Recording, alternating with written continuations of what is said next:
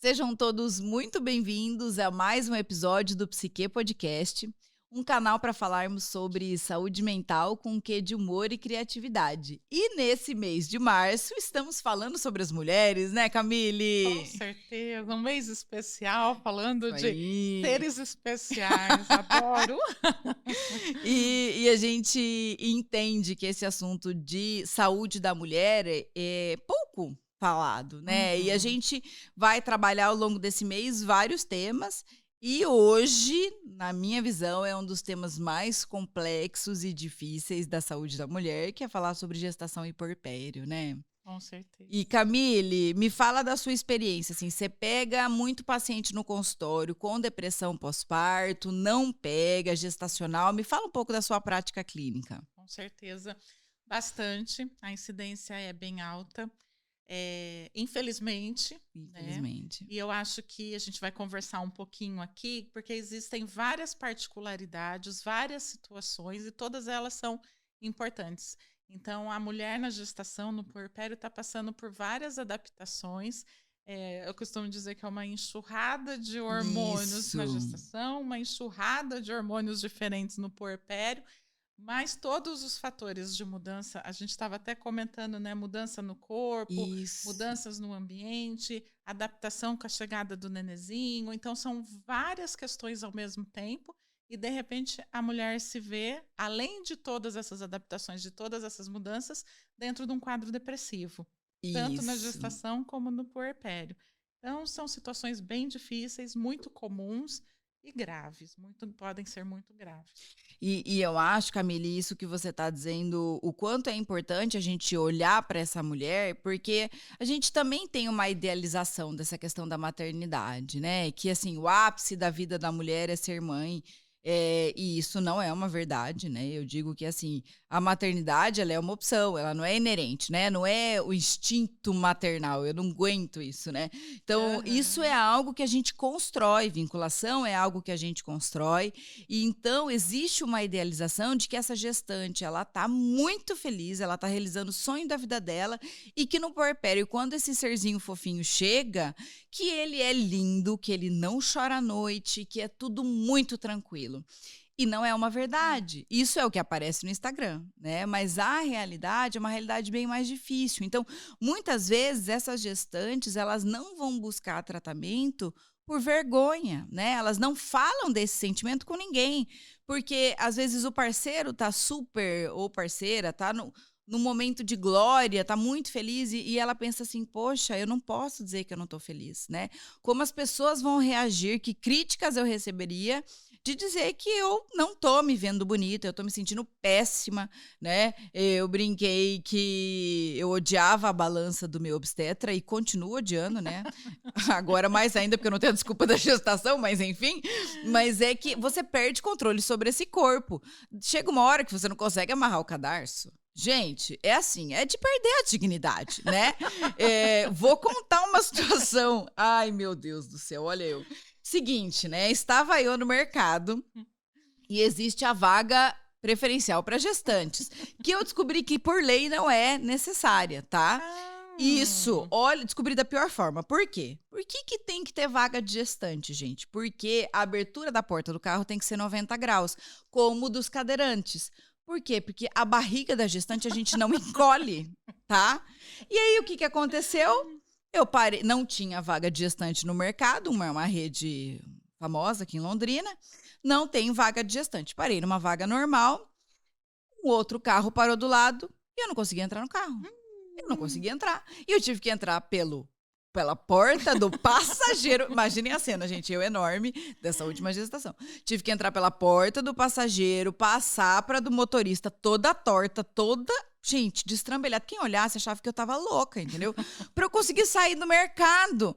E aí, aquilo me deixou. Nossa, eu fiquei muito revoltada aquele dia, né? Mas é isso. Então, assim, a gente tem. Pode ser que eu olhe para essa barriga e veja, essa barriga só me atrapalha, né? Mas eu posso me sentir linda. Então, é um momento muito particular. E isso tem a ver com toda a nossa história de vida, claro, né? Mas para isso eu preciso ter um olhar muito perspicaz. né? Da mesma forma que a gente tem hoje como rotina um pré-natal obstétrico, a gente tinha que ter como rotina o pré-natal psicológico, né? Nós temos bons profissionais que fazem isso, mas isso ainda é muito pouco divulgado, né? Como essa gestante, quais são as expectativas dela em relação a essa gestação, esse puerpério, como ela se imaginou nesse momento? A primeira gestação é diferente da segunda, você sabe muito bem disso, e eu também, que é diferente da terceira, não sei, talvez não queira saber, mas assim, e cada fase é uma fase diferente, né? E vai gerar conflitos. E não necessariamente eu vou estar feliz. Olha, uma situação que eu acabei de lembrar de uma paciente. Primeira gestação foi o sonho da vida dela. Foi maravilhosa, ela amou, ela, enfim, ela teve algumas complicações do parto, mas foi uma gestação muito bem aceita. Na segunda gestação, ela tinha um vínculo tão grande com essa primeira criança que ela não conseguia aceitar que ela estava gestante. Porque ela entendia que ela estava traindo esse primeiro filho, né? Essa paciente foi vincular realmente no puerpério com essa criança. E poderia não ter vinculado, né? Poderia. Foi trabalhado tudo para que ela vinculasse. Mas olha isso. Então, o quanto é sério. Cada gestação, mesmo da mesma mulher, pode ser completamente diferente uma da outra, né? Por isso que a gente quis trazer esse tema, né, Camille? Com certeza, um tema super importante. E se a gente parar para pensar, isso que você falou das fases, as mudanças que acontecem, cada fase da gestação e no puerpério, então as próprias evoluções da gestação exigem adaptação e elas apresentam sentimentos e sintomas diferentes. Então, a mulher no começo da gestação, ela pode ter muitos enjoos, Isso. ela pode não conseguir comer nada. Numa outra fase, ela está querendo comer até a parede, né? Pode sentir dor. Tem gestante que passa a gestação inteira com dor no pé da barriga, né? Então, assim, são vários sintomas, várias situações que acontecem e normalmente já exigem adaptação. Então, se associado a isso, ela desenvolve sintomas, vem todo esse conflito, né? A situação química, a cobrança da sociedade, a família que está toda feliz e querendo que ela seja feliz também. E é realmente isso. A parte ruim ninguém conta. Isso. Ninguém conta. Eu costumo dizer que eu sempre quis ser mãe. A melhor coisa da minha vida é ser mãe. Mas eu conto para todo mundo o que existe de ruim antes do neném nascer. Eu prometi para mim que eu contaria para todo mundo. Porque eu tinha só a visão romantizada de ser mãe na minha primeira gestação. Meu Deus. Quando a Ana Clara nasceu, a primeira sugada que ela deu, ela arrancou um pedaço do meu seio. Do bico do meu seio. Me arrepia essa sensação. Foi, e já começou a sangrar. E ela passou por uma semana, a mamada dela saía pedacinhos do bico do meu seio. Então, isso para mim foi muito difícil. Ela não parou de amamentar, mas eu sentia muita dor, sangrava. A privação de sono, para mim, foi a coisa mais difícil. Sem dúvida, também né? acho. E a gente, é isso que você falou, romantizando tudo isso. E a mulher tendo que estar grata a tudo isso o tempo todo é muito injusto. Lógico. É muito injusto.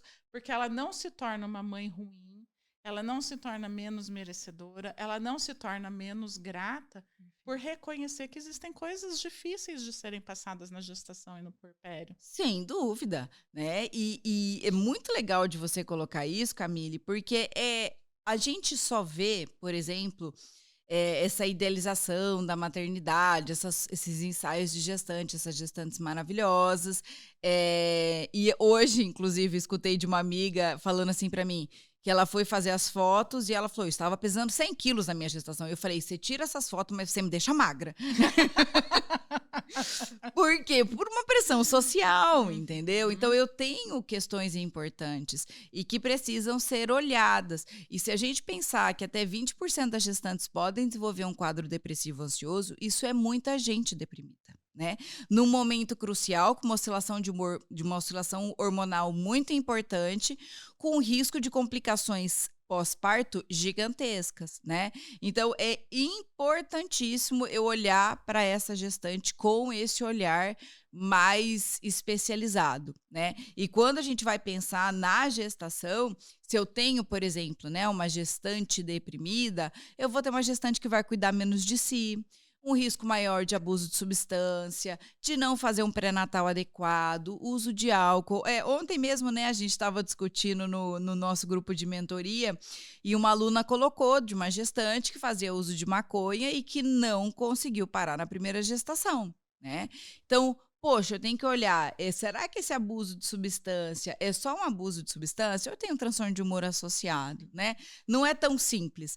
E as grandes janelas de vulnerabilidade no ciclo reprodutivo da mulher vão ser a gestação e puerpério, e aí depois a perimenopausa, que nós vamos deixar para o outro momento. Mas Isso nós mesmo. temos, assim, um dado muito triste, né? Se a gente for pensar que a gestação, uma depressão na gestação eleva essa gestação para uma gestação de alto risco, e dessas gestações, em média, 15% são tratadas. Depressões, né? Não é a gestação que é tratada, a depressão. Uhum. Mas, assim, isso é muito sério, né? Então, se a gente for pensar em fatores de risco, se eu recebo uma gestante, isso sendo um obstetra, né? Que já apresenta alguns fatores de risco para a gestação, como quadro genético, história prévia, péssima parceria, né?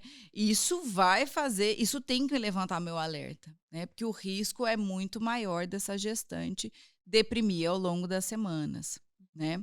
Isso que você está comentando, né, dos riscos e das consequências, por exemplo, desenvolver o abuso de substâncias, não se cuidar bem do corpo, da alimentação, do pré-natal, os riscos que isso pode levar para a criança, é muito criticado até dentro da própria medicina, né, Super. dos colegas de outras especialidades, é muito criticado isso que você está falando, muito baixo o índice de tratamento, é muito criticado o tratamento durante a gestação, mas a gente sabe o quanto que é mais grave, muitas vezes, o não tratar, Isso. pelo risco. Então, o risco de acontecer, a gente estava conversando isso agora há pouco, um infanticídio, um suicídio, os estudos mostram o aumento do risco desses bebês desenvolverem um transtorno mental ao longo da vida, quando a mãe tem o transtorno mental não tratado durante a gestação.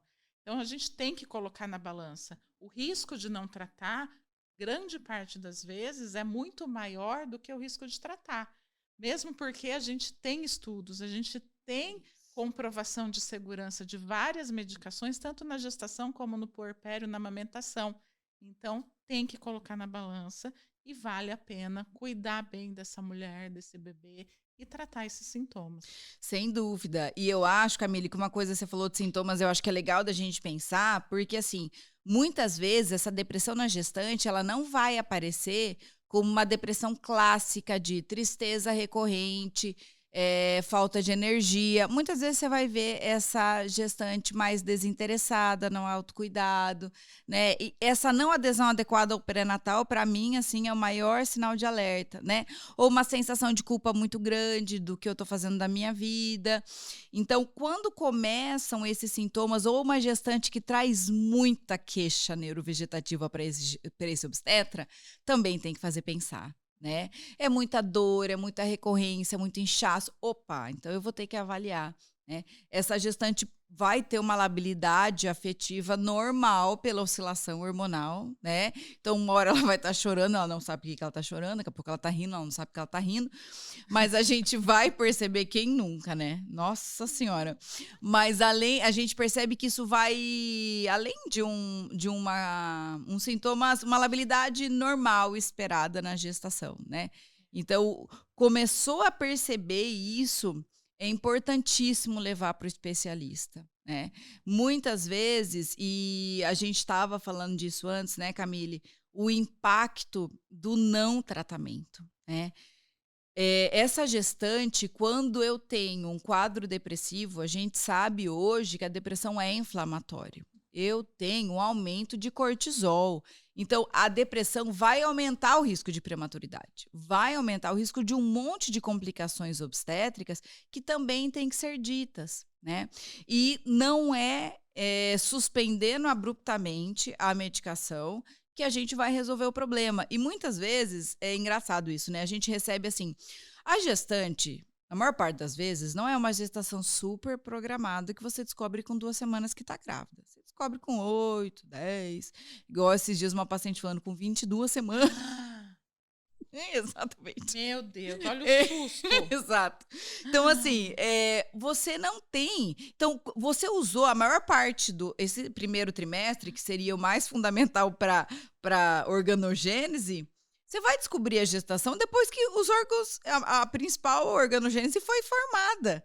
Então, assim, eu já usei a medicação. Eu preciso tirar abruptamente, porque aí o colega ele se desespera Aham. e fala: tira essa medicação de uma vez. De repente. Não precisa, né? Então, assim, olha, vamos falar com seu psiquiatra, né? Porque não tem essa pressa, não existe esse desespero. É lógico que a gente sabe que existem medicações antidepressivas, por exemplo, a paroxetina, clomipramina, que não são medicações muito indicadas na gestação, porque a gente sabe que podem causar algumas malformações e tudo mais.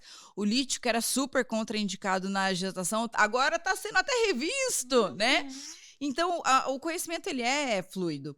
Então, é importante que essa gestante percebeu um sinal de alerta e encaminhar para o psiquiatra para fazer uma avaliação mais pormenorizada, né?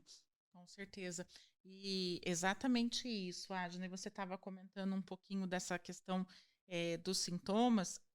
Eu acho interessante que esse sinal de alerta ele tem que estar muito ligado, porque já aconteceu, eu tive uma paciente e eu sei que existiram, né, outras, tem relato, que o único sintoma era uma indiferença Olha que a interessante. tudo. Então, ela não reclamava de nada, mas ela estava simplesmente indiferente a tudo. Apática. Apática, anedônica, indiferente a tudo. E foi a família que levou por perceber tamanha indiferença, porque ela também não pediu ajuda. Ela não apresentava sintomas depressivos, ela simplesmente apresentava uma indiferença. Ela não estava nem aí com o bebê, ela não tinha vontade nenhuma de fazer nada associado ao bebê. Óbvio que daí ela não ia ao pré-natal de forma correta e ela não sentia prazer em nada. Olha isso. E era a indiferença, foi o único sintoma. A família procurou ajuda, levou ela. Ela chegou e falou assim: eu não sei por que eu tô aqui.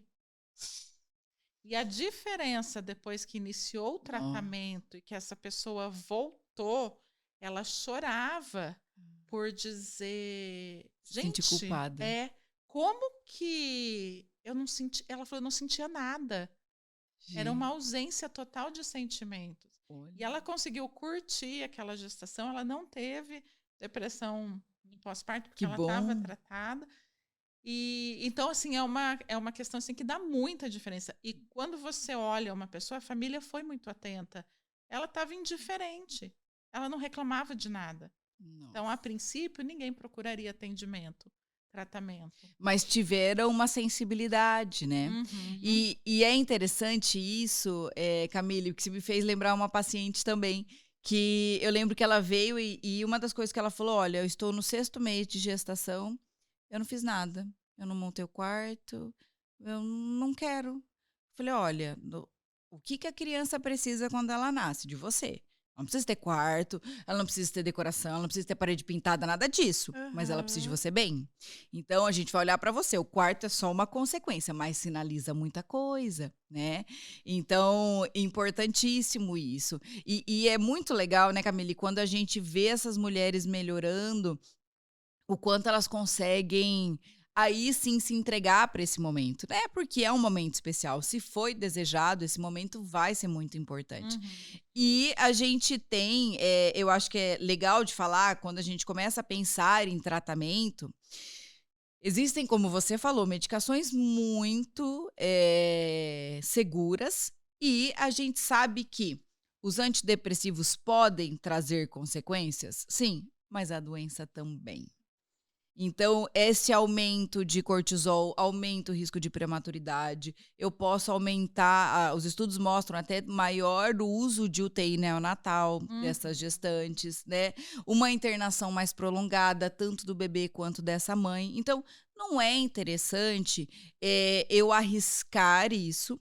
E eu costumo colocar isso muito para as pacientes. Ó, nós vamos colocar na balança. Então, qual é o risco de tratar? tá? Então vamos pensar, os antidepressivos, né? Os nossos ISRS, assim, o que de pior poderia acontecer? Uma síndrome de toxicidade neonatal, Uhum. que não é grave, Não. é autolimitada, não vai aumentar tempo de internação, vai ser uma criança só expondo, né? A gente tem de 15 a 30% desses neonatos que foram expostos a antidepressivos podem desenvolver essa síndrome, que é uma irritabilidade aumentada após o nascimento, uma dificuldade de sucção e pode gerar uma letargia. E isso dura horas Isso. e Curta passa. duração. Entendeu? Então, assim, isso é a pior parte. Por quê? O que que acontece? Esse bebê tá metabolizando essa medicação, que na verdade antes não era ele que metabolizava, era a mãe. Passou Aham. isso, gente, um fígado prontinho para metabolização, ele tá zerado. E aí, isso é o mais grave, né? E olha o quanto não grave é. Agora, grave na minha visão é essa mulher cometeu um infanticídio, né?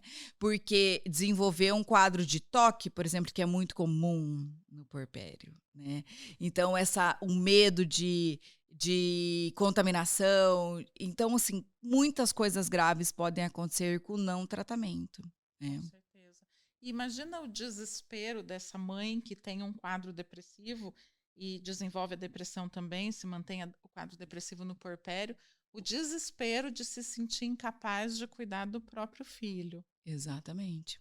E aí, Camille, a gente volta naquele ponto de qual é a expectativa versus realidade. Eu acho que expectativa é gerada por redes sociais, né, e a realidade, que é isso, muitas vezes essa gestante, ela se depara com um desafio infinitamente maior do que ela tinha se preparado, né. Exatamente. Eu É. tive isso. Meu Deus, eu brinco que eu descobri que caiu minha ficha mesmo que eu estava grávida na primeira gestação, no parto. Gente, a hora que eu olhei aquela criança, me deu um negócio. Eu até tive uma reação engraçada, o anestesista, perguntou se estava tudo bem. Falei: "Tá", quase que eu falei: "Só tô tendo um choque de realidade aqui, mas tudo bem". Mas é isso, né, então eu tenho uma enfrentamento de uma situação extremamente adversa e difícil, que eu tenho que estar muito preparada para a guerra, né. E as mulheres se preparam para o parto de uma maneira brilhante, e eu acho isso lindo, assim, né. Eu tenho fisiopélvica, eu vou no nutricionista, eu cuido, mas será que eu estou me preparando emocionalmente, não só para parto, mas para esse pós-parto, né, que muitas vezes é muito mais complexo, né. Todas nós sabemos uma situação que eu vivi recentemente, meu bebê atualmente está com 7 meses, e você falou da amamentação, eu lembrei, na primeira gestação não tive problema nenhum com a amamentação, foi maravilhoso, e na segunda comecei a ter muitas complicações na amamentação, fono, enfim, fiz trocentos milhões de coisas, até que eu fiquei séptica internada com uma mastite, né. E aí eu entendi, ok, de que vale, e isso para mim foi muito claro no momento que eu estava hipotensa, eu estava quase em choque séptico, né, eu hoje entendo, né, na época eu só me sentia muito fraca, que eu estava sozinha no quarto com o Caetano, no momento de troca de plantão dos meus acompanhantes, e eu não conseguia levantar, e ele chorando no berço, e eu desesperada, chorando na maca, e não conseguia levantar para pegar ele. E aí eu falei: "Gente, qual é o sentido da gente sustentar uma amamentação?", porque tem essa coisa também, né, então eu tenho que amamentar a qualquer custo, se essa mãe vai morrer, porque esse era meu medo. Falei: "Não faz sentido", né. E aí eu decidi desmamar, enfim, deu tudo certo. Poderia não ter, mas acho que não tem caminho certo ou errado, mas é pensar nisso. Se eu não deprimida passei por esse perrengue, imagina uma gestante, uma puérpera deprimida. Muito mais complexo de lidar com todas essas questões, né. E quando a gente fala da parceria, né, Camille, eh, eu brinco, quando eu pergunto para paciente estado civil e falo casado ou mal casada, é que muitas vezes, a gente tem que investigar qual é essa rede de apoio dessa gestante, né. Porque essa rede de apoio pode ser, maravilhosa, mas pode ser péssima. E aí, nesse momento, ela pode dificultar o nosso atendimento, né? Já escutei muito isso de mães, principalmente. Ai, meu Deus do céu, mas isso vai fazer muito mal pro bebê, né? Eu tenho um amigão obstetra, que é o Vinícius, já fez até podcast comigo, inclusive, que ele conta que já teve situações dele pedir pra mãe sair da sala de parto. Tipo assim, não dá pra senhora ficar aqui. Então, por conta disso, né? Então, eu sei que não tem nada a ver com depressão isso, mas da gente entender que essa gestante, ela vai precisar de um cuidado, mas um cuidado bom, um cuidado especializado. Não é qualquer coisa. E muitas vezes tratar a família ajuda muito a gente tratar essa gestante. Né? Tipo, pegar esse parceiro pelo pescoço. Enfim. A mãe, a sogra. Gente, desabafo. Na pandemia, minha primeira gestação foi na pandemia, né? Gente, a melhor coisa que aconteceu foi não ter visita. Gente, o que é isso? O que o brasileiro tem? Que a criança nasce, sai o mundo para visitar essa criança na primeira semana. Essa mãe não sabe nem de que caminhão caiu. Não sabe se é direita, se é esquerda, se é dia, se é noite, se ela tomou banho hoje ou foi ontem ou anteontem. Ela não se olhou no espelho nas últimas 56 horas. E aí vem todo mundo querendo visitar esse bebê, que é um bolo, um cafezinho ainda, porque não basta só visitar o bebê, né? Tem que servir Tem um que servir. lanchinho. Ah, gente, e outra criança tem que estar bonitinha, acordada, tá? Para recepcionar a visita também. Então não basta só a mãe. Uhum. Então, assim, a gente tem uma cultura de que essa mãe tem que estar muito bem nesse puerpério. Meu, não tem que visitar a mãe, Não tem. tá? Tá Não tudo tem. bem, manda uma mensagem, manda uma cesta com uma comida muito gostosa Tá para lá. ela. Gente, não é muito mais legal? Exatamente, muito. Eu tinha essa vantagem na pandemia, porque daí ninguém podia visitar. Gente, que sonho de puerpério. O segundo já não foi tão tranquilo, porque já tinha passado a pandemia.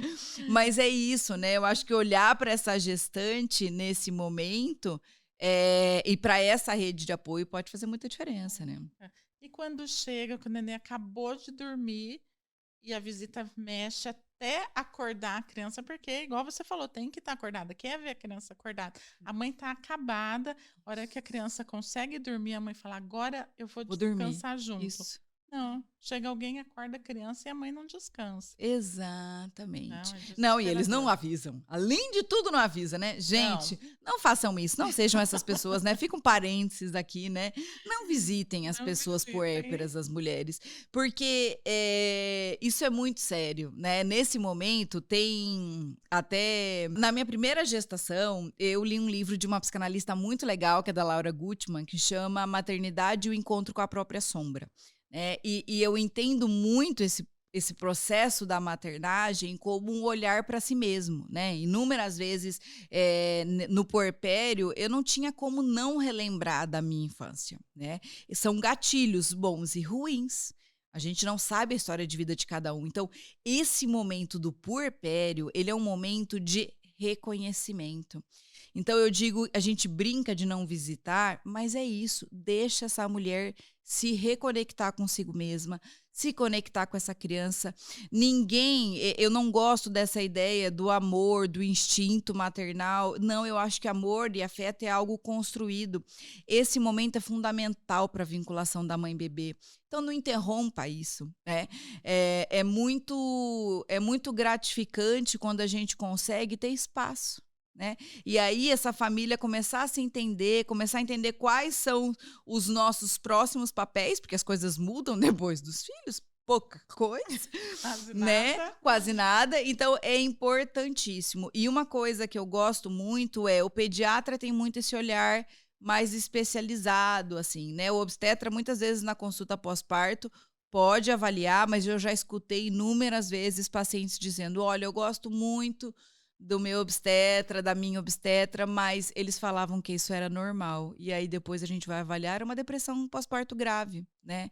Talvez por entender que, baby blues é normal, né? E eu acho que é até importante a gente diferenciar isso, Camille.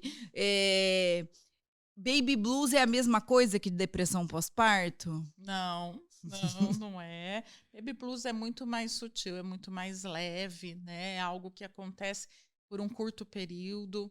E não é tão disfuncional. Perfeito. Né? Não é tão grave. Até falando da gravidade, eu me lembrei, falando da gravidade e do olhar do pediatra, me lembrei de uma questão da gravidade da depressão pós-parto, a presença dos sintomas psicóticos, né? Que no Baby Blues você não vai ter isso. Você não tem a possibilidade de sintoma psicótico ali. E na depressão pós-parto tem. E eu me lembrei de uma situação que o pediatra que identificou, porque a mãe estava com uma depressão pós-parto, com sintomas psicóticos, mas era tão sutil, ela conseguia, dentro da psicose dela, disfarçar, que o pediatra ele identificou porque ela não deixava ele pegar o bebê, examinar o bebê. Ela queria que ele examinasse o bebê no colo dela. Olha E foi isso que chamou a atenção dele. Muito bom! Não é? Isso que chamou a atenção dele. E ele passou essa estranheza para o pai da criança. E, através disso, foram procurar ajuda e descobriram descobrimos, né, a intensidade dos sintomas psicóticos que ela tinha. Então, ela ouvia as vozes, ela, inclusive, tinha um planejamento de matar o bebê e se matar. Olha. Porque ninguém podia chegar perto do bebê porque fariam mal. Então, ela tinha que salvar o bebê e, salvando ele, era matando ele. Meu Deus, olha isso. E olha, então não tem nada a ver com Baby Blues. Isso! E é Não muito tem. mais comum do que a gente imagina. Muito mais comum. E isso que você falou é perfeito. As pessoas têm o hábito de falar assim, não, é só um blues. É só um blues, vai passar, é normal. Toda mãe fica assim. E não é assim. De maneira nenhuma. Não, é bem mais grave, bem mais complicado. E, mais uma vez, a gente reforçando o risco gigante que tem, inclusive não tratar, porque essa mãe não foi tratada. Depois a gente ficou sabendo que ela já tinha os sintomas depressivos durante a gestação, ela não foi tratada e evoluiu com sintomas psicóticos no pós-parto. Então, é muito grave. A gente tem que estar atento a isso, tem que ter esse olhar e nos pequenos detalhes, porque nem sempre ela vai escancarar os sintomas. Muitas vezes não vai escancarar, Muitas né? vezes não vai. E é interessante, Camille, que assim, um apelo, inclusive, para os nossos colegas, existe muito preconceito em relação à medicação, e hoje a gente sabe, por exemplo, hoje é muito menos frequente, mas de retirar o antidepressivo no último trimestre, ou nas últimas 8 semanas, 6 a 8 semanas, para fazer um washout dessa medicação para o parto. Que não faz sentido algum, não tem nenhuma evidência científica. E isso aconteceu recentemente com uma paciente, que a gente estava até conversando offline aqui, que uma paciente que o colega falou que o antidepressivo tinha causado hipertensão pulmonar na primeira gestação, e aí ele disse que com 30 semanas de gestação ela tinha que suspender a medicação, ela usava uma dose alta de SRS, ela suspendeu e eu atendi ela com 10 dias de pós-parto aos frangalhos. Né? Isso é um crime, né? Eu digo que quando eu já tive alguns embates, inclusive com alguns colegas, quando pede para eu trocar, né? Normal, assim, tudo muito velado. Mas não pode. Vou dar um exemplo de medicações, né? Medicações que são muito seguras na gestação: sertralina, fluoxetina, estalopram, mas não. Todos querem que os pacientes usem sertralina, né? Mas a estalopram está na mesma classe, a mesma evidência de segurança, né? Nenhum ali é classe A, né? Eu falo que se a gente olhar a classificação das drogas de segurança na gestação, A é só água. Tudo o resto vai ser B ou C, entendeu? Exatamente. Não é? E aí, suspender essa medicação ou fazer trocar por outra medicação não tem sentido científico. Agora, como é que a gente desfaz isso para a paciente? Porque daí ela vai no pré-natal, o obstetra fala assim, não, você vai falar com a sua psiquiatra, você vai trocar essa medicação, porque essa medicação não é segura. Aí ela chega para você apavorada, e aí você faz o quê? Não, você pode mostrar N estudos. Eu tenho, inclusive, no consultório, vários estudos que eu gosto de mostrar para as pacientes. Um estudo até que eu gosto muito, que, para variar, né, um estudo europeu que né, avaliou apenas uma coorte de todas as gestantes da Dinamarca de 96 a 2002, né, um N muito baixo de 49 mil gestantes, e avaliou, inclusive, essas gestantes gestantes em uso de antidepressivo e essas crianças foram acompanhadas até 7 anos de Gente, idade. maravilhoso, né? Eu amo esses estudos de Eu corte, assim, também. né? E mostrou o quê? Qual foi a grande evidência?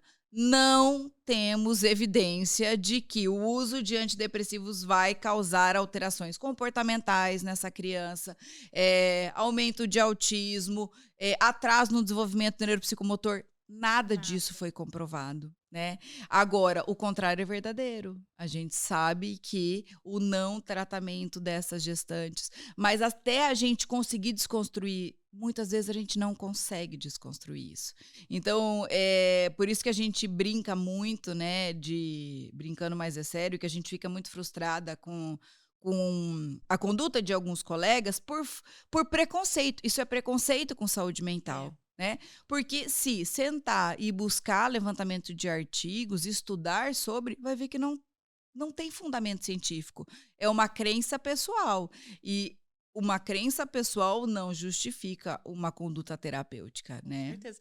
É preconceito e falta de informação, porque não tem interesse em estudar e se coloca numa posição de tomar conduta que não estudou, né? Exatamente. Até você falando essa questão de interromper a medicação de uma forma repentina, além de não ter uma justificativa científica, algo que suporte isso, pelo contrário, a chance de piorar, de ter uma crise, de ter uma depressão pós-parto aumenta muito, Isso. porque de repente você desregula toda aquela química, associa com toda a mudança hormonal que vai ter no pós-parto e aumenta, você potencializa muito a chance da depressão pós-parto. Sem dúvida. Então, além de fazer errado, você está piorando muito a situação. Não, é um desserviço. É um desserviço e é um crime, como você falou. É um crime. E você sabe que, assim, muitas vezes, né, Camille, no terceiro trimestre, que é quando existia, né, essa crença de retirar o antidepressivo, é o contrário, a gente aumenta o antidepressivo, porque você tem uma hemodiluição dessa medicação, né? Então, como eu tenho um volume sanguíneo muito aumentado, eu preciso aumentar essa medicação, porque ela está diluída, né? Então, é o contrário, não é para tirar, a gente aumenta. Isso. Olha quantas questões contra, né? Além de Isso. não tirar, aumenta. O fato de tirar intensifica o risco de depressão pós-parto. Exatamente. Então é total falta de informação e de estudo, né? E você sabe que eu tive uma paciente uma vez que ela tinha um quadro de pânico muito grave e ela estabilizou muito bem com estalopram. E aí foi essa situação. Ela foi, engravidou, o obstetra falou: não, de jeito nenhum, vai trocar para sertralina ou nenhuma medicação. Ela chegou para mim e eu falei: olha, você não estabilizou com sertralina. A gente precisa manter o estalopram, mas é uma medicação extremamente segura. Tá tudo bem manter o estalopram. Não, mas eu tô muito preocupada, não sei o quê. Aí eu fiz uma carta pro colega, coloquei, eu geralmente deixo anexo os artigos para eles lerem. Quando eu tô muito de bom humor, eu até grifo a parte principal, assim. Enfim, não deu certo. Essa paciente quis trocar pela sertralina. Ah, Eu passei a gestação inteira dela fazendo ela usar benzo, mas benzo a rodo, porque eu não conseguia tirar ela da crise de pânico. Olha o trabalho. A minha vontade era puxa. dizer para o colega: então agora você vai manejar essa crise de pânico. Sim, Porque o benzodiazepínico, nessa condição que ela usou, é muito mais deletério para essa criança do que o estalopram, que não tinha evidência nenhuma de. que absurdo. Então, assim, é complicado, né? E uma outra Muito. coisa que eu acho que é legal, Camille, da gente pensar, uma outra indicação muito boa na gestação é a eletroconvulsoterapia. Isso. Que a gente ama Ama. ECT, né, Camille? Ama. A gente volta sempre nesse assunto, mas eu acho que é importante a gente colocar que a ECT é um tratamento muito seguro na gestação e uma resposta muito boa para as nossas gestantes, né? Eu lembro desde a época da minha residência, meu Deus. Desde a época da minha residência, a gente trabalhava com ECT lá no HU e eu lembro que era algo assim, direto, a setinha. Gestante com ideação suicida, ECT. Ponto. Acabou, né? E a gente Isso. fazia isso. Então, gestante, ideação suicida, ECT. E tirava a paciente daquele risco, tirava a paciente daqueles sintomas graves, daquelas crises. É incrível. Não, é muito Incrível, legal isso, né? muito. E assim, e quando a gente vai pegar, por exemplo, os nossos grandes guidelines de tratamento, a gente vê a CT como sempre, a CT está sempre ali, né? Os ISRS, então, como a gente já falou, estalopram, sertralina, enfim, a gente sabe que existem a terapia, em alguns casos ela é suficiente, mas muitas vezes ela vai ser associada ao tratamento farmacológico, com atividade física, enfim, é um tratamento de uma depressão como qualquer outra, só que com alguns cuidados a mais. E quando a gente vai pensar no introduzir um antidepressivo, a gente tem que pensar se é uma medicação adequada para a lactação também. Isso. Tudo bem que a lactação tende a ser muito mais tranquila do que a gestação, mas não é interessante que a gente troque o antidepressivo nesse momento do puerpério, porque eu já tenho uma queda hormonal brusca, tenho todos os fatores de risco que a gente falou aqui. Se eu for trocar um antidepressivo nesse momento, eu tô pedindo para essa paciente, eu tô judiando demais essa É, paciente, né? Tô pedindo com para ela deprimir. certeza. Então, é sempre legal da gente pensar que a medicação que a gente vai introduzir na gestação é a medicação que a gente pretende continuar na lactação e que a lactação, os ISRS em geral, são muito seguros, tanto na lactação, na gestação, quanto na lactação, né? Então, Com certeza. acaba sendo a primeira escolha e por a gente ter mais estudo, né? Não significa que as outras medicações sejam ruins, né? Exatamente, não significa, faltam estudos. E Isso. a gente sabe, os estudos mostram que essas medicações que são seguras, que são comprovadas, a quantidade, a porcentagem de medicação que passa no leite materno Nossa. é inofensivo, né? Isso, tanto que eu lembro, eu não trouxe esse dado aqui, mas eu tenho uma tabela com toda a porcentagem de todos os antidepressivos e o quanto isso passa na lactação. O antidepressivo que mais passa na lactação passa Olha 3%. lá. Nada, né? Nada. Então, assim, super seguro. Então, eu acho que é tão importante a gente falar sobre depressão gestacional e puerperal, porque nós precisamos, essas pacientes merecem esse tratamento, né? Merecem estar bem. Eu já tive gestante que eu recebi, assim, na primeira semana de pós-parto, muito deprimida e que fala hoje o quanto fez diferença no puerpério dela, né? Então, é uma querida, inclusive, se às vezes está até assistindo. Mas é muito gostoso da gente poder proporcionar um puerpério de qualidade, né? E para isso a gente precisa se desarmar de preconceito, a gente precisa estudar e entender que as medicações hoje, elas muitas vezes são necessárias e eu ouso dizer que são vitais em alguns casos, né? Com certeza, vitais em alguns casos. Perfeito. E é muito importante esse olhar humano e sem preconceito para a gente garantir a saúde tanto da mãe como do bebê, Tá vendo? né? Então é isso, gente. Faça um pré-natal, Com gestacional, certeza. obstétrico e faz o psicológico também, né? Pra gente poder trabalhar essas questões. Mas eu acho que fica aí o recado do quanto a gente considera muito sério e trata com muito cuidado essa fase da mulher, né, Camille? Com certeza. Muito importante. Então é isso, gente. Até o próximo episódio. Até!